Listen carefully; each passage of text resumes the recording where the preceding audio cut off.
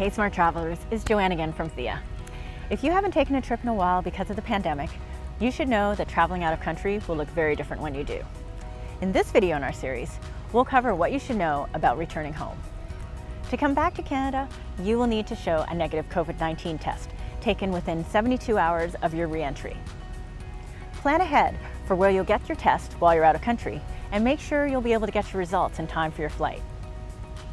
The test may not be free, so factor that into your budget or check to see if it's covered by your travel health insurance. You should also have a backup plan in case you don't get your results on time or if you get a positive test result. Research things like, what are the country's requirements for foreigners who test positive? How quickly can you get a second test? Where will you stay if you can't board your flight? And how and when will you make new travel arrangements? Keep your insurance provider's contact details with you throughout your trip, just in case you need their help. Once you land in Canada, you'll have to take another COVID-19 test. If you have not been fully vaccinated, you must quarantine for 14 days after your arrival. If you arrive by plane, you must start your quarantine in a government-mandated hotel at your own expense until your on-arrival COVID test comes back negative.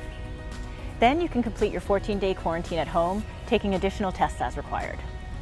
If you're a Canadian or permitted to enter the country and you've been fully vaccinated, you will still have to quarantine for the first few days while waiting for your on-arrival COVID test results.